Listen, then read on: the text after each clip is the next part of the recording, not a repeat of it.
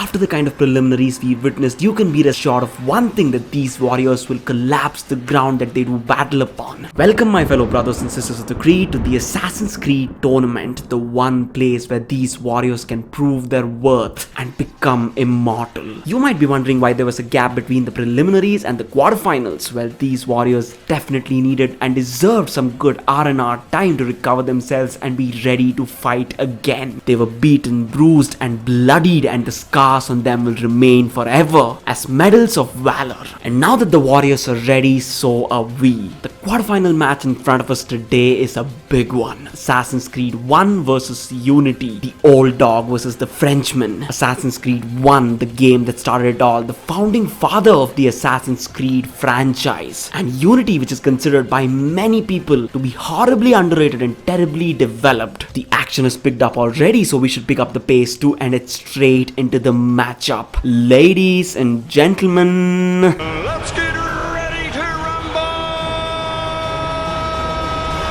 AC1 versus Unity, here we go. Round 1, the visuals. The question rises that can you really compare Assassin's Creed 1's visuals to that of Unity? You can't. Because there's no comparison, it's a no-brainer. Unity comes out on top every single time. This game has the potential to beat even some of its successors, so beating a predecessor, well, that won't be a problem now, would it? Right off the bat, Unity connects with a massive right hand. AC1 is already bleeding. But then again, it's a miracle that this old dog came this far in the tournament. I never anticipated it, but this is not good news. And rightfully so, because the Paris we see in Unity is mind-blowing. The attention to detail is out of this world. The game will really suck you in and throw you back in the era of the French Revolution, whereas Assassin's Creed 1 definitely does not possess this power. It's so old, it is definitely limited by the technology of its time. But Unity, having no such issues, blasts through AC1. Unity at 1 point, AC1 at 0. Round 2, the story. The story of AC1, that of Altair, is actually a really mature and serious story. There's no goofing around, no funny business. And the creators have made a story that's serious and mature enough to fit the life of an assassin, because quite honestly, goofy shit would have never suited Altair, and he got the perfect canvas to showcase his art, the art of murder. Whereas Unity's story, it has a lot of plot holes, and the lack of character development really pulls the story down. It never reached its true potential. This is what happens when a company releases a game prematurely. Unity was never ready to hit the markets, clearly, and the marginally better story we see in AC1 ensures it takes this round. A newer game might have the edge over its predecessors in superficial aspects, but when it comes to the meat of the matter, the very core, games like Assassin's Creed 1 will always be front runners to take the rounds, because despite the technological limitations of the time, the writing was impeccable, and that exact quality helps Assassin's Creed 1 take this round. And now both tied at 1 point each. And now for the third round, the character designs. Another surface level aspect round that Unity snatches with ease.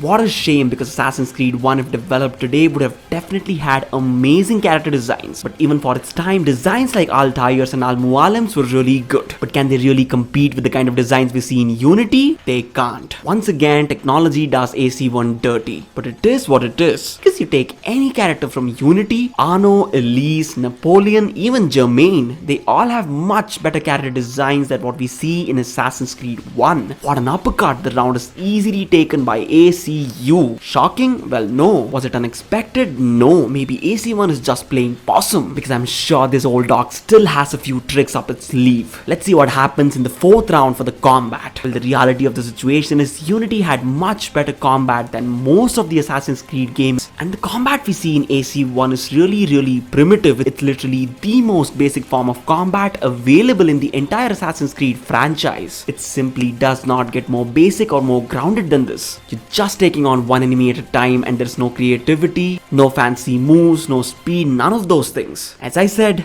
basic. But on the other hand, Assassin's Creed Unity's combat has been polished to near perfection. You can kill with speed, you can kill with a vengeance, and you can disappear in thin air. You can really feel like an assassin, and the combat of Unity is clearly much more superior to many of its successors and all of its predecessors. And that merit and that punch, that hard right, make sure Assassin's Creed Unity takes the round. But this is pretty bad. AC1 has lost 2 rounds rounds consecutively, well, maybe playing possum is gonna get it killed. But let's find out what happens in the next round, round 5 for the parkour. Well, I guess the bad news just keeps pouring in for AC1, because if you want to experience the quintessential Assassin's Creed parkour, you play Unity. And on the other hand, if you want to be bored to death by parkour, you can play Assassin's Creed 1. There simply is no comparison, they are universes apart. Without any doubt, Unity takes this round, and the kind of strike, the devastating blow to AC1, that was hard to watch. AC1 was decimated here. Problem is, Unity is a modern titan. Despite not being the best, it's far better than many of its brothers and sisters. And on top of that, it got some aspects so impeccably, you simply cannot point a finger. The parkour being one of them. The level of freedom and creativity you can experience in the parkour of Unity is unmatched, unparalleled, and it's probably gonna remain that way forever. Such is the level of perfection they've achieved in at least this aspect, and it cannot be beaten, it just can't. AC1 has to absorb this strike and move on to the 6th round, the music. Well, that's definitely a ray of hope for AC1, because the music of Unity was a massive downgrade from what we saw in the previous installments. It's forgettable, it won't awaken any feelings, and it'll go down in the annals of Assassin's Creed history as one of the weakest albums in the entire series. Whereas AC1 has a slight edge. Even though its album is not the best in the lot, it's easily much better than that of Unity. And you know what? Better is all it needs right now. AC1 connects finally. After waiting for so many rounds and absorbing so much punishment, AC1 dishes out a massive blow of its own. Unity is shaken, it was unexpected, but it's certainly ready for the next round. The 7th round for the better protagonist. It's Altair ibn La Ahad versus Arno Dorian. Altair, who as I said is the spiritual grandmaster of all the assassins, and Arno, who's just a washed away footprint in the ocean that is Assassin's Creed. He was written in such a pathetic manner, the man could never leave a mark, because great stories make great characters. He was always a mellow, silent assassin in the shadows, and he never felt charismatic or fierce in any way. In my estimation, this man was too soft to be an assassin. But on the other hand, Altair, my goodness, this man possessed the will of iron, unshakable in his resolve, and focus that does not dwindle. I've said it before, I'll say it again, Altair is the physical manifestation of the ideologies of the assassins. There is no doubt about it. He's as pure of an assassin as there can ever be. Mature, serious, determined, aka amazingly written. The writing team of AC1 definitely needs to be lauded, because they clearly gave AC1 the motivation and the skill needed to zoom past Unity in this round. Another blow by AC1, and if this keeps on, Unity might fall. Can you imagine AC1 making it to the semi-finals? That would be a spectacle. AC1 at 3 points, Unity at 4.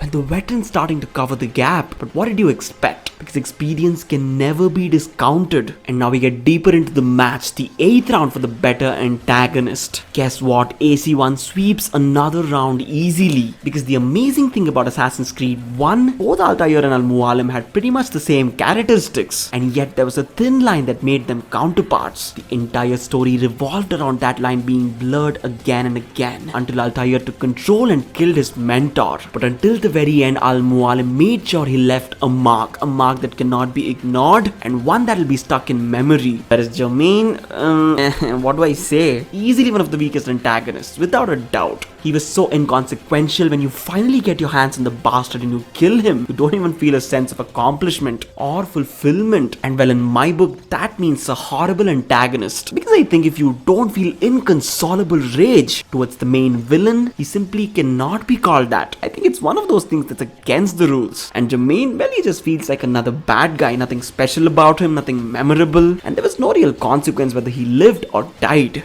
But on the other hand, we have Al-Mualim. If this man survived and Altair was unable to kill him, Al-Mualim would have taken down the entire assassin brotherhood. Talk about consequences. But the stakes ever get any higher? Because of the impact, the personality, and the amazing writing, Assassin's Creed 1 takes the round. They are both tied at 4 points each now, and the next 2 rounds decide who's gonna win. Will we see another tiebreaker, or is someone gonna edge out the competition? Let's see now, because the 9th round is for the side characters. Unfortunately, both these games lack terribly in this department. But Unity does possess the slight edge over Assassin's Creed 1, and it's all thanks to Elise. I understand that she's no Nicola Machiavelli or Aya, but this woman definitely holds her own. See, if nothing else, set character should have some impact on the memory of the players and the game. And if that doesn't happen, what's the point really? But unfortunately in AC1 there were not many remarkable side characters. There were very few to begin with, and in an unexpected turn of events, Assassin's Creed Unity takes the 9th round. Well, it's do or die for AC1. What's gonna happen next in the final round, the ending? The thing is, both these games have good endings. You know what? They're more alike than we realize. They were tied neck and neck in many aspects, and these two fighters, despite their contrasting fighting styles, have been a remarkable opponent to each other. In AC1, it's the student versus the teacher, and on the other side, it's the couples versus the Isu dude. That's what he was a reincarnation. But which ending left the most impact on the hearts of players? Was it the protege finally eliminating the mentor, or Arno losing Elise, the love of his life? Well, the truth is Assassin's Creed Unity manages to edge out Assassin's Creed 1 by just a teeny tiny bit. It was so close. AC1 almost had this round. It could have tied Unity. Well, who knows what was gonna happen in the tiebreaker? It was anybody's game. But let's not focus on what might have happened. Let's turn our heads towards what happened just now. Assassin's Creed Unity is victorious and moves on to the semi-finals, and AC1 is eliminated. Well, what a bummer. I was really rooting for Altair's game. See, the truth is, when we talk about impact, emotional, psychological impact, kind of ending that will always be stuck in memory, Unity was definitely it. Love it or hate it, cannot deny that Arno walking away with Elise's lifeless body, well, that can never be forgotten, because they told us from the very beginning of the game how much Arno loved Elise, what she meant to him, and Arno losing her to the unexpected and tragic turn of events, well, that was heartbreaking. The thing about heartbreaks, you'll always remember them, and that's exactly what happened here. Assassin's Creed Unity wins, and it enters the triple threat. Well, all bets are off now, because warriors and dynasties are crumbling like a house of cards. Only the best, the fiercest and the most determined warriors will survive, and who will that be? We'll find out in the next two quarterfinals. Well, now's the time to subscribe, guys. The metal is heated. It's time to strike that red hot subscribe button and be a part of the war. And if you like the match, don't forget to hit the like button. It really helps push the video into the algorithm, and it's free, so support a fellow brother of the creed. Well, that's it for today, guys. Stay safe, stay strong, and stay tuned. It's your boy VZX